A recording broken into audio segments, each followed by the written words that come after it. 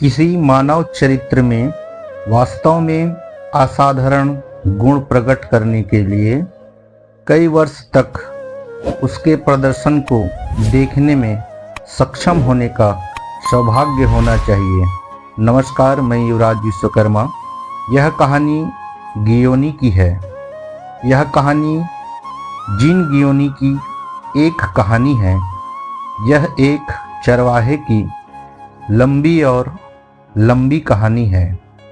20वीं सदी के पूर्वार्ध के दौरान प्रोफेसर प्रोवेस के पास आल्प्स की तलहटी में एक उजाड़ घाटी फिर से वन बनाने का सफल प्रयास किया गया था। यह कहानी पूरी दुनिया में प्रसिद्ध है और इसे मनुष्य द्वारा लगाए गए पारिस्थितिक पुनर्जनन के लिए एक प्रेरणा के रूप में देखा जाता है। यह कहानी 1913 में शुरू होती है, जब तक युवा व्यक्ति जो वर्णन करता है प्रोवेस फ्रांस में आल्प्स में पैदल यात्रा पर अकेले यात्रा कर रहा था। वह एक वृक्षहीन उजाड़ घाटी में पानी से बाहर भागता है, जहां केवल जंगली लेवेंडर उगता है और पुरानी खाली ढहती इमारतों के अलावा सभ्यता का कोई निशान नहीं है। उसे एक सूखा हुआ कुआं मिलता है, लेकिन जब एक मध्य आयु के चरवाहे द्वारा बचा लिया जाता है, उसे एक झरने के पास ले जाता है जिसके बारे में वह जानता है। यह आदमी के बारे में जानने और उसने इतना एकांकी जीवन क्यों चुना है, इस बारे में उत्सुक होकर वर्णनकर्ता कुछ समय के लिए उसके साथ रुकता है। चरवाहे एल्जर्ड बायफियर ने विधवा होने के बाद बलूत का फल लगाकर अकेले जंगल में खेती करके अलग अलग और बड़े पैमाने पर छोड़ी गई घाटी के बर्बाद परिदृश्य को बहाल करने का फैसला लिया। वह अपने सीधे लोहे के डंडे से जमीन में छेद करता है और मीलों दूर से एकत्रित बलूत के फल उसमें डालता है। वह रोपण के लिए बीज और बर्च के पौधे भी उगा रहे हैं। वर्णनकर्ता चरवाहे को छोड़ देता है, घर लौट आता है और बाद में प्रथम विश्व युद्ध में लड़ता है। 1920 में युद्ध के बाद सदमे में और उदास होकर वह आदमी वापस लौटा।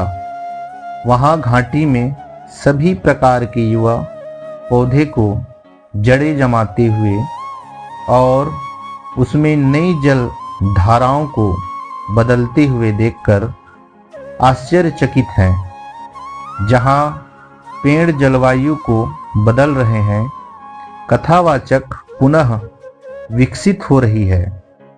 घाटी की शांति और सुंदरता में पूरी तरह स्वस्थ हो जाता है और हर साल इस क्षेत्र को और एम बाउफियर का दौरा करना जारी रखता है। एक दौरे पर उसे पता चला कि बाउफियर अब चरवाहा नहीं रहा, क्योंकि भेड़ उसके युवा पेड़ों को खा रही थी और उसके बदले वह मधुमक्खी पालक बन गया था। प्रथम विश्व युद्ध के बाद घाटी को आधिकारिक संरक्षण प्राप्त हुआ। फ्रांसीसी अधिकारियों ने गलती से यह मान लिया कि नए जंगल का तेजी से विकास एक विचित्र प्राकृतिक घटना है, क्योंकि वे बाउफियर के निस्वार्थ कार्यों से अनजान हैं। 3 दशकों से अधिक समय से बाउफियर ने पेड़ लगाना जारी रखा और घाटी एक प्रकार से ईडन गार्डन में बदल गया है। कहानी के अंत तक घाटी जीवन से जीवंत है और शांति से बसी हुई है, और वह 10,000 से अधिक लोग रहते हैं।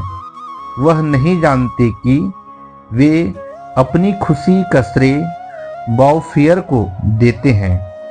वर्णनकर्ता अपने एक दोस्त, जो कि एक सरकारी वनपाल है, नए जंगल के बारे में सच्चाई बताता है और वह दोस्त उसकी रक्षा में मदद करता है।